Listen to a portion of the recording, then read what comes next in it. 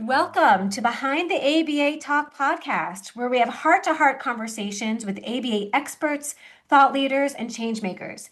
Each episode unpacks the stories, insights, and behind the scenes realities that shaped our experts' professional journeys. I'm your host, Lisa Gurdon, founder of Ellis Gurdon Consulting, and I am thrilled to partner with Behavior Live co founder and WIBA executive director Janet Lund to launch a special podcast series highlighting some of the amazing speakers and innovative talks that will be shared at the upcoming Women Behaving Boldly conference. Hi, Janet. Thank you so much for being here with me. Oh, hi, Lisa. I'm so happy to be here. Thank you for um, inviting us in and partnering with us. I'm just so excited, and what a great idea for a podcast to really help us get to know these brilliant minds that we all get CEUs from, like our wonderful guest today.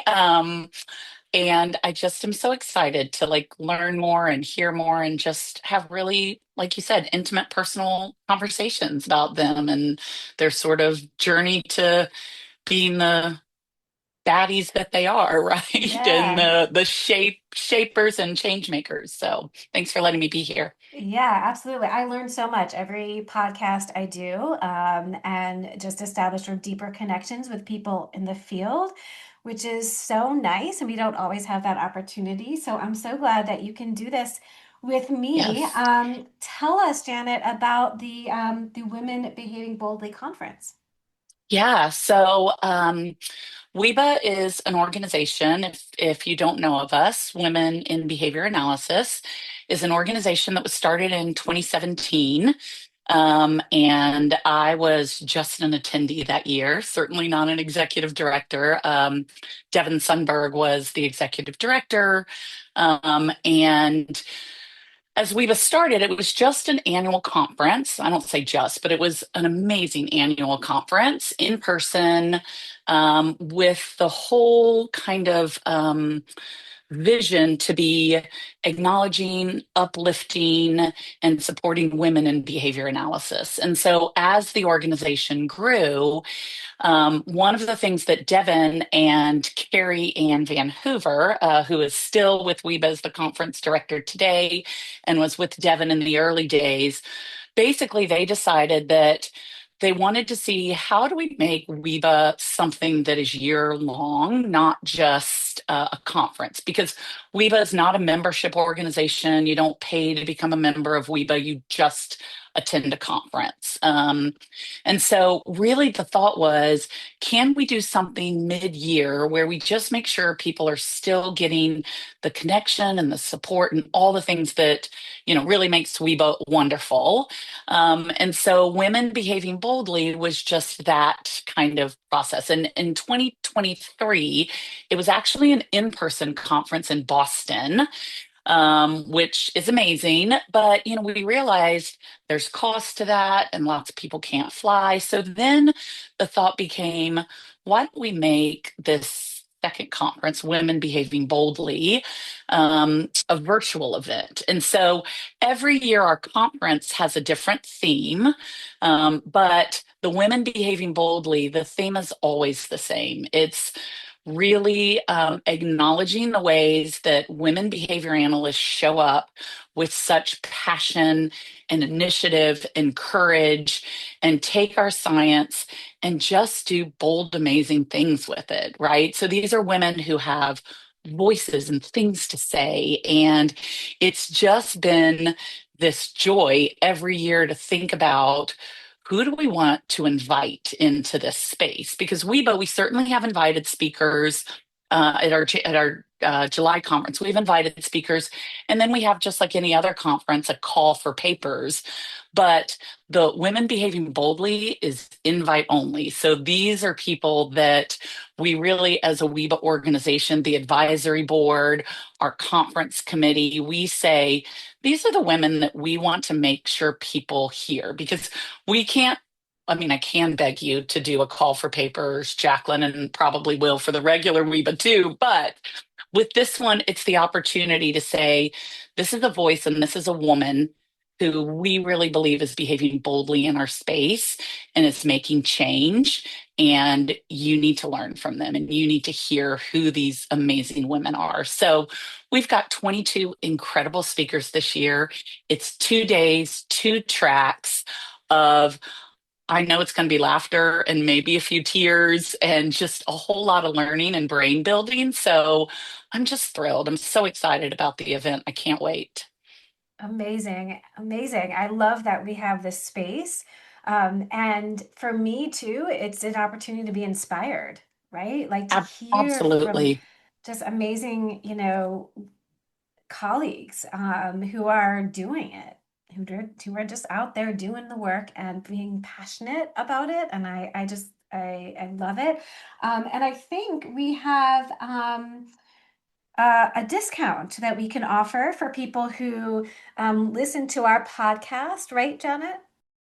Yes. So one of the things this year, the amount of registration is $99, which is such a good value for 22 CEUs. Absolutely. $99 is basically like $4.50 a CEU. And even though it's two tracks, you can watch all of it on Behavior Live later.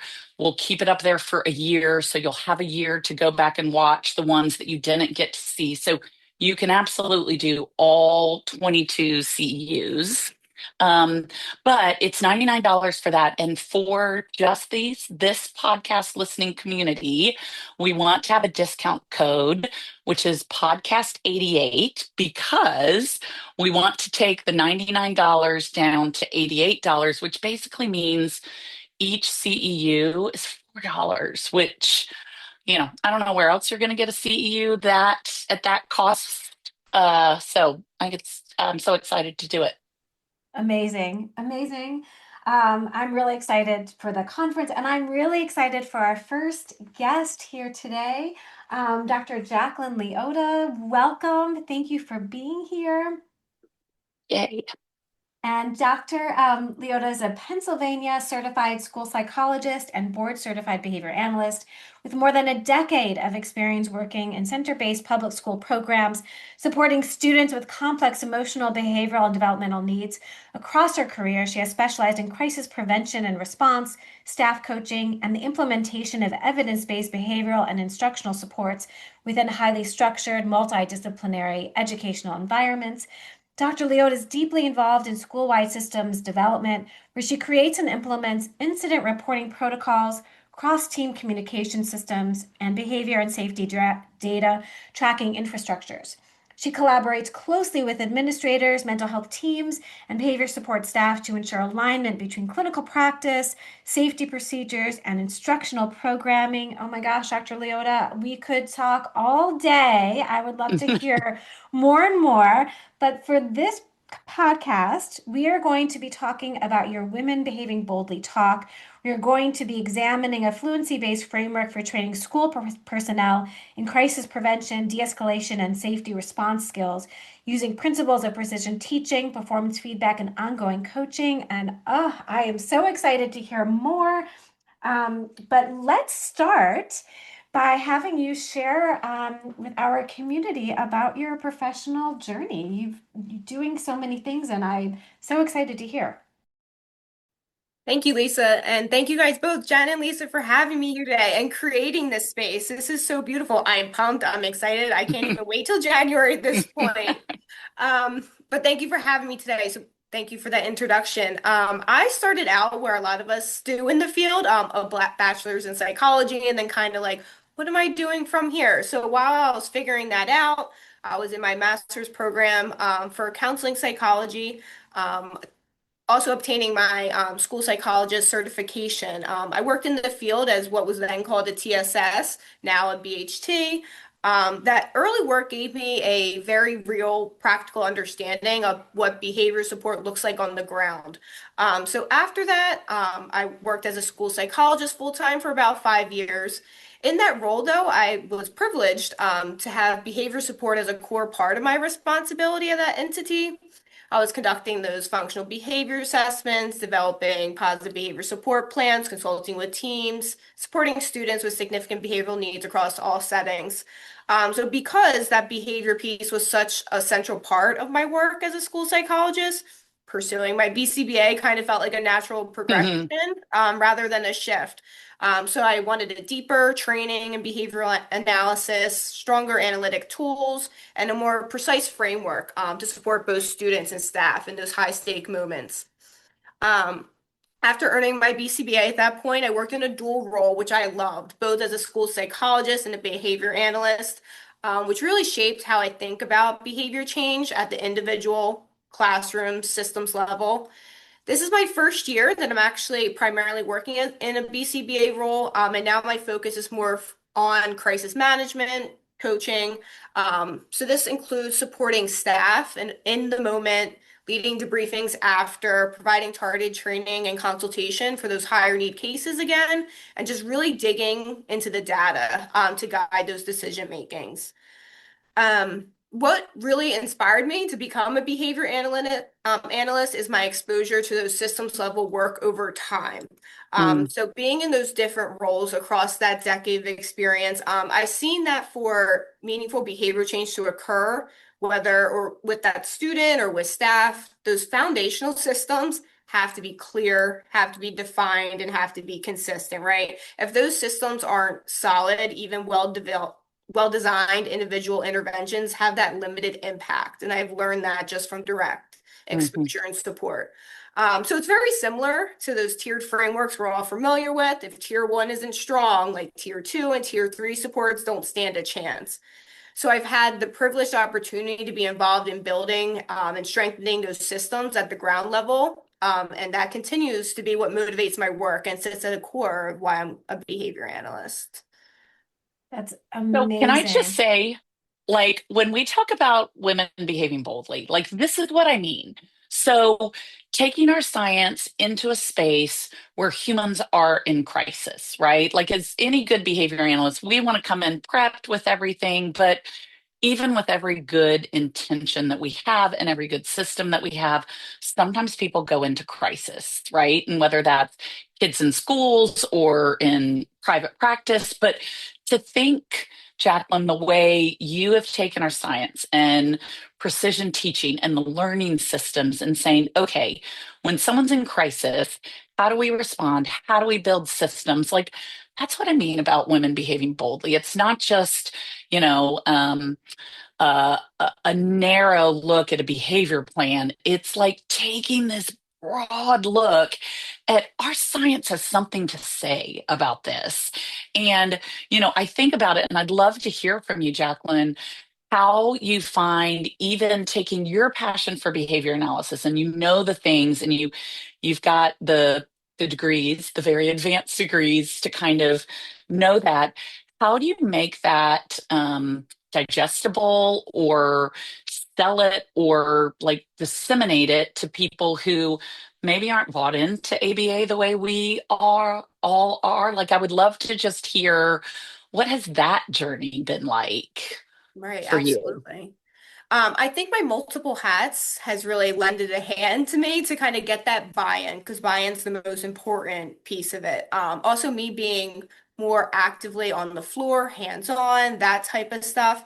I do a lot of I do it, then we do it, then you do it. Hmm. So really kind of like getting in it with them and with the staff while getting those what I think is crucial quick wins with students. And I feel like that little bit just really gets that buy-in from everybody. One, I'm going to do it with you. Two, it's going to be such a quick and easy win again for us to make this it can be a small behavior change, but it feels great. It's a great win. And I kind of got my hook and the bait. And then we can keep going, and I kind of have people attuned and listened and ready to like do anything going forward. I find that to be crucial in any type of behavior change or setting I'm setting into. And I think your school psychology background and training is so helpful as well. I mean, if I could go back and do it again, I would definitely go that route in some way. But that train left a long time ago. But I love that integration of those two approaches, and I think it can, I would think, I don't know, you can let us know if that makes it kind of easier to talk about it with people, because you can go in a variety of different directions with how you talk about what to do, why we're doing that. You know, I don't know. I think that would be an important part of your work, having those multiple lenses. Absolutely. I think any discipline is coupled beautifully with our ABA and our behavior Yeah. analysts. I feel like it merges into everything. Like we're already talking here today. It's staff, it's students, it's your spouse at home, it's your dog Mhm. at home. It's so applicable across everything that I think just having different approaches. And I gotta tell you, I struggled in the beginning with this at first. Like I would actively have to say my school psych mind is saying this, my, behavior. I bet. And then just bleeding it together, though, I think is a beautiful thing. And just like our speech therapists do, just like our occupational therapists do, Absolutely. it's so meaningful to have a dual lens and continue to look at it because really the whole person approach is what's going to be most comprehensive and effective for our individuals. I'm so happy that you said that. It is for sure that holistic approach, and we need Mhm. all hands on deck, particularly as Janet, you were talking about those crisis situations. We need, everyone's input and from different disciplines, and that collaborative work is so essential to supporting, like you said, all of the different people involved, your students, your families, your staff, your administrators, your teachers, so many people involved, which creates in a school, I think, a lot of complexity. I also consult with Mhm. schools, and so that complexity is certainly there. And I love that you take that systems level approach, that I really want to hear about. Also, how you integrate precision teaching. I Mhm. am I'm fascinated. Can you talk for a minute about that? Sure. So this was my research within my PhD program that I think Lisa or Jenna, you mentioned that, we do get into situations where, these crisis levels and these higher level needs are met and, there's hours and, so much to say about antecedent prevention. Right now, we're talking about management. And, Mhm. I was a high school, I was a collegiate athlete, and you were never expected to learn a skill and then apply it and, hitting home runs or, shooting three pointers. You have to practice it. And it was just a really good way for me to marry that concept of I've been a crisis management trainer, just the curriculums multiple over the years. And you would come one day a year and then we threw them back out. There's just no way. And people are like, you're So so good at true. it, or, So well, I've true. been doing it for years, and I've not only trained it, more times than I'm willing to tell you a week, but I'm also using it in real time. So just being able to practice, establish what that fluency criteria is, because it's not one time a year, and it's no one's going to learn Mhm. anything, because I need you to be confident. I need you to be fluent. I need to keep you safe, and I need you to keep the staff safe when we need these interventions. I also need you to be able to identify when that need is in the moment. And that also takes, if there's a second of hesitancy, you're already behind that implementation with fidelity.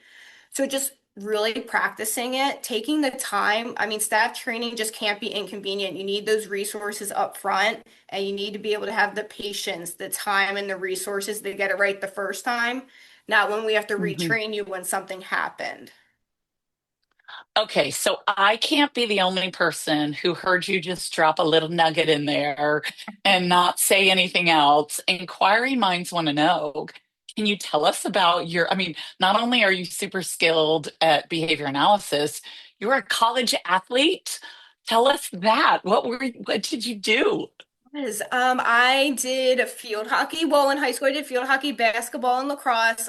In college, I went for field hockey before I blew my knees out. Oh I'm no. sorry. But yeah, I kind of had to put the sticks away and pick up the books. But I was lucky enough to be able to find a passion that I could still channel, to really get it going for me. Yes. Well, I love the analogy about, because we do. think in sports, right? When kids are doing drills, I mean, even in little, like taking your kids to soccer or, just they're practicing, they're doing things to fluency, especially as they get more and more skilled. And I think you're right. Like we accept that in athletics. Um, but sometimes it's harder to convince people what fluency looks like in the workplace, right? In a school, in a job, even so I work at Behavior Live, and sometimes I get the privilege to moderate an event, which means I get on with the speaker and I have to make sure their microphone is working and like check in on them and help with any of the technical aspects. And then there's certain things we have to do to make sure the CEUs are functioning correctly. And part of me, I did it and then I didn't do it again for 2 or 3 weeks. And guess what? Like, I was like, oh my gosh, I forget how to do this.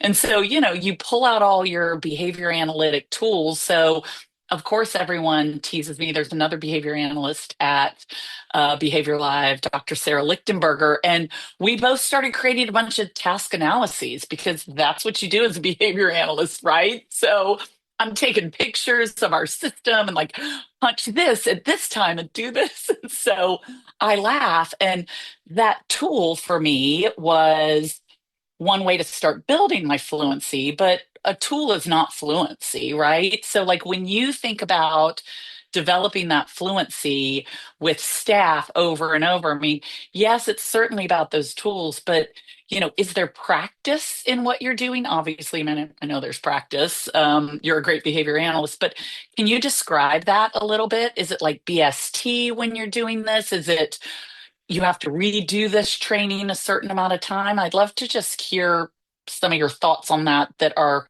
best practices. Absolutely. So exactly what you're saying. If you don't use it, you lose it, right? So I Hmm. also have I have a bachelor's in Spanish, and I gotta tell you, when people see that on my resume, they're like, "Oh," and or they'll start dialoguing with me, and it's gone. It is so gone. I Right. can't even, it's one of those things. But spoiler alert, you were mentioning already some of the parts of what I identified as being the appropriate intervention to get us to fluency, task analysis. And now that was being more as a monitoring or like data tool, Yeah. so that the observers can identify that the steps are being broken down. We're observing it with inter-observer agreement, high IOA, when we were looking at that, as well as BST, right? We taught it that way as well. We didn't just teach it with if it was written in 5 steps and then we showed it. We broke those 5 steps up into multiple. We went over when you Mm, could use it. We showed it very slow. We then did it kind of hand over hand with some, and then faded out that assistance. Did errorless learning when there was an observed error right on the spot. We stopped, we identified it. We said, you did great doing this. This is how I want you to do this. And then we kept it moving. We observed a lot of, through my research, that people would remember their errors and we would have to mm, step away from it and come back. So we weren't allowing those errors to occur. So they weren't, it's muscle memory. Like these for sure. interventions are your body. So as much words as I can put to these moves, I need your body to remember it, and I need you to remember it for it was 10 successive attempts through the entire analysis without error.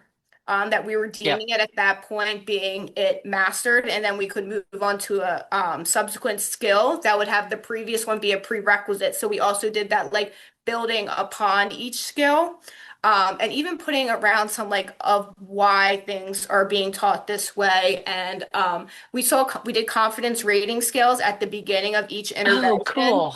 And people were even leaving those very small, intimate training sessions with better confidence. And to me, that just, as I spoke to earlier, just really speaks to on the floor when things are happening, because already adrenaline's up. People are, escalated. I need you to be able to remember and have your body remember that training in those high risk scenarios. That's that's amazing. And what's so interesting about all of that too, I keep thinking about those low frequency, high intensity situations that we sometimes Hmm. have. And so to practice in a different space or to have those opportunities, right, to practice that so that you don't lose that skill when you need it, right, is so important. And I really appreciate that. Can you share with us, give us a little teaser of what your presentation at the Women Behaving Boldly conference will be? So this is exactly just it. My research and just like on the floor training with fluency-based staff training for crisis management. So it's, as we were discussing, moving beyond just the checking the box training. And this can significantly impact the accuracy. So it being done with fidelity, right? The confidence, which I measured as being That. self-reported before each and after each session. And then the long-term impacts of like safety of there Yes. isn't no hesitancy, staff safety, student safety, Yes. my research and applied work focus on what actually happens after the training. So when staff are under the stress, those high risk situations we keep talking about, and then the expected to implement complex procedures with that precision. Um, we often assume that once staff are trained, they're ready, but the data doesn't always support that assumption. And Mhm. sometimes just doing the bare minimum of what is expected isn't enough. So it's just adding on. It's nothing about the curriculums. All the curriculums I researched, worked with have been excellent. It's just then that next step of what to do with it. Okay, Absolutely. you literally just took my next question and like segued so beautifully to it. So I love you're speaking of the data you'll be presenting. So hearing what you're saying. So, hey, everybody, if you want a data-based presentation, guess whose presentation to attend? Dr. Jaclyn's. So number one, you're talking about data, but many of us in clinical practice, we have crisis management systems. There are numerous ones you can choose from that have similarities in how to manage kind of crisis, how to de-escalate them, if at all possible, and then what to do if a student does get into crisis and we have to respond to that. None of us want to do that. That's the last resort. But you mention, so if let's say I'm a trainer of one system, I won't mention any of them just because I don't want to bias. Like, so let's say I'm a trainer in one and I train people, but I go listen to your presentation. Am I going to have, do you feel some takeaways that I can now go back to my own clinic and say, all right, I know the curriculum is this, and the curriculum say you have to do exactly this to train someone. But it sounds to me potentially, and please correct me if I'm wrong, that what I'm going to learn when I hear you speak on January 15th is what I do after that to make sure like I've checked the box of okay, they are now crisis prevention trained according to whatever curriculum I use. But what do I use as a behavior analyst to make sure that sticks and people are up to fluency? Is that an accurate statement? Is that what I might be hearing?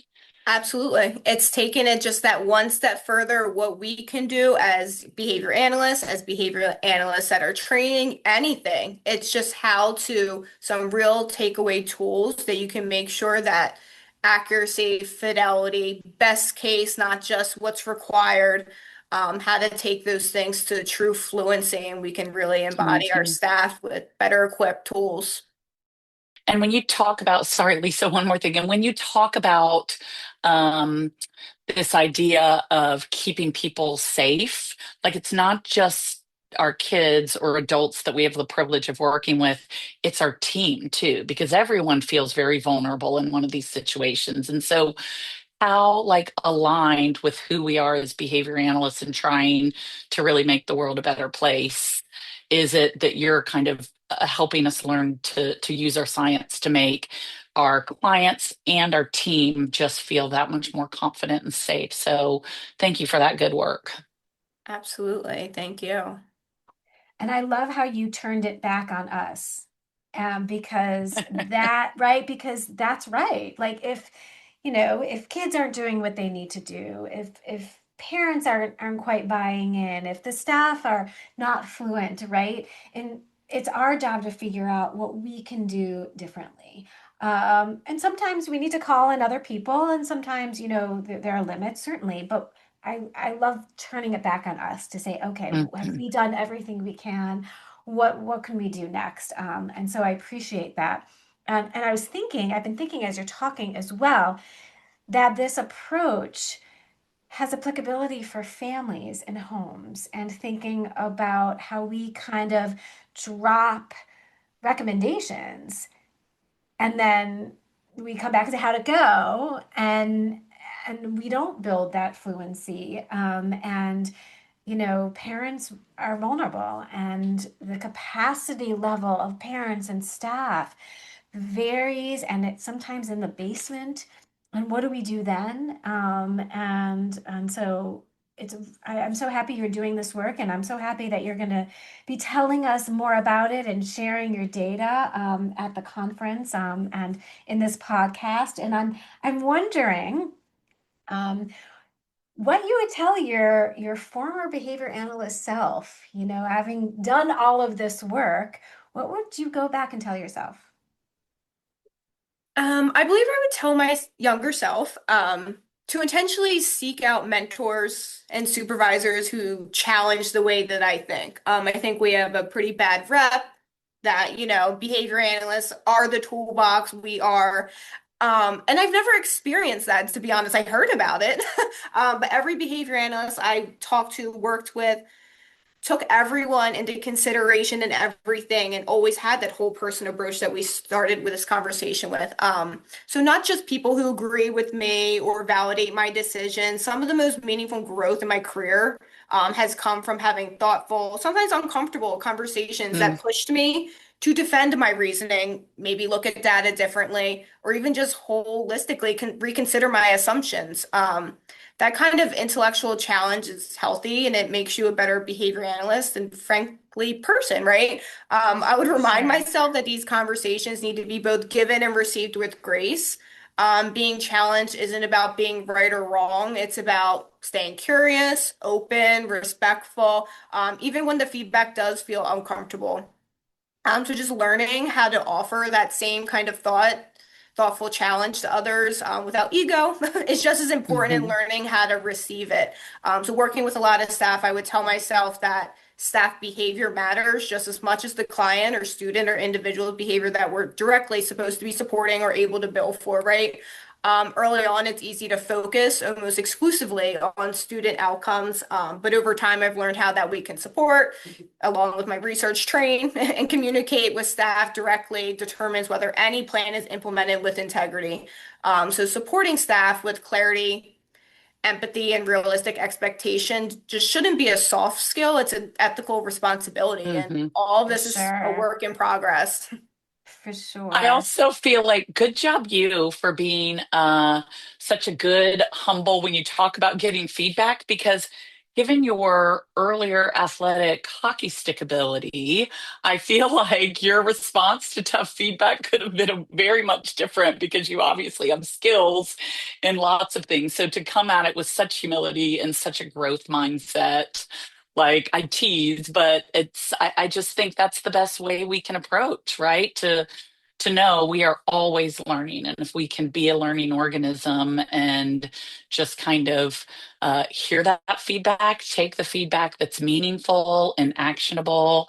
And so I just, kudos to you for that because that's not always easy to get that kind of feedback and make meaningful changes with it. Not at all. Absolutely. Yes, and thank you for helping our field move forward. And you mentioned our bad rap, and there is that happening, and those discussions happening out there. And it's really going to take all of us to really work in the way that you're talking about, and to Hmm. really help increase our impact and move our field forward and have this community of people that share and challenge us and push us to do more and better. And so, thank you, Jaclyn, for sharing and joining us today for this amazing conversation. And I'm so excited to hear your talk and to learn more. So, thank you so much for being here. Thank you both. I'm looking forward to the event and getting to know and learn from all the other women. Well, we're thrilled. We're absolutely thrilled to have you and everybody. Jacqueline's going to be kicking us off January 15th at the Women Behaving Boldly conference. Remember, if you've listened to this podcast, you do get a discount, right? What's our code, Lisa? Podcast 88. 88, because your price goes down from $99 to 88. Please go ahead, Absolutely. go to behaviorlive.com and you can search and find WIBA there. And it's the Women Behaving Boldly Conference. Jaclyn, I'm just so thrilled you said yes. And thank you for paving the way for all of us and helping to lift all of us up to become better, stronger women in behavior analysis. So just appreciate you so much. Thank you, ladies. This was fun. Amazing. All right. Well, this has been a special podcast of Behind the ABA Talk podcast. I'm Lisa Gurdon. We have Janet Lund, along with our incredible guest, Dr. Jaclyn Leotta. And I am excited to start the new year with a Women Behaving Boldly conference. And we are really going to hear cutting edge topics from inspiring women in the field of behavior analysis. You do not want to miss this event. It will be on demand if you already are busy those 2 days. It's January 15th and 16th. Yes, remember our discount code podcast88. And finally, I just want to say a special thank you to my podcast producer, Cole Asher Selznick. I will see you at the conference. Thank you so much.